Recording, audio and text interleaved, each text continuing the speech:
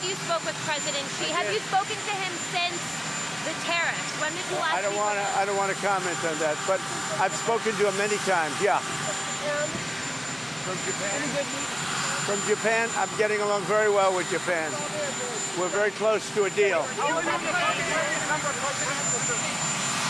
you be meeting with President? I'll be meeting with the Italian. Yes. Your Prime Minister? No, with President Zelensky. Oh, it's possible.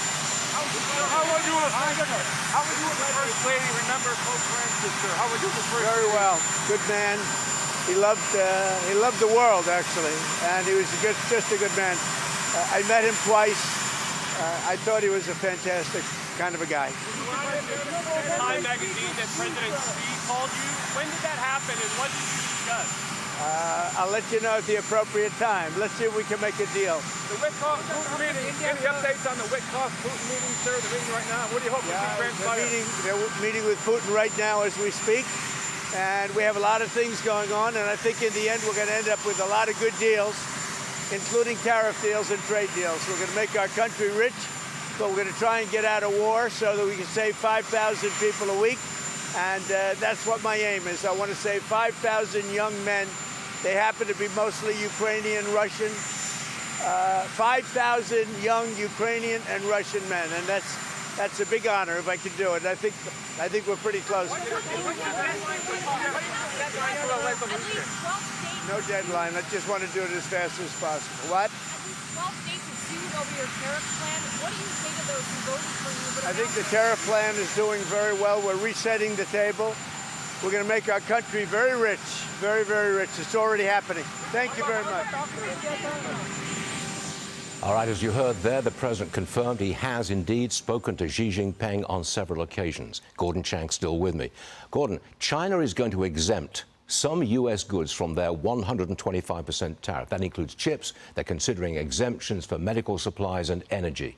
If that's accurate, that's a win for Trump, isn't it? Well, it certainly is. You know, the FT is reporting that China's doing this, but it's not announcing it. It's just not imposing the tariffs on aviation products, industrial chemicals, and semiconductors. It's sort of like the Chinese way of doing it. It's basically they're caving, but they don't want to say they're caving. Really? That's an interesting observation. Well, in your estimation, how long does this go on for with China?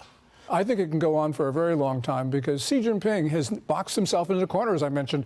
And I believe that if he comes to a deal with the U.S., he's got to explain that to the Chinese people. That's going to be very difficult for him. And so, you know, when you've already said, I've surpassed the U.S., you can't say, well, I'm now dealing with the U.S., because that would be undercutting everything that he has said to his own people for years. Is China vulnerable, really vulnerable? Well, we know from February and March price data that the country's in a deflationary spiral. Both the consumer price index and the producer price index have been negative. CPI down for 2 straight months, PPI down for 30 straight months. That's inconsistent with 5.4% growth that they reported for Q1. Also, we saw tax receipts for Q1 down 3.5%. I don't know how you square that with robust growth.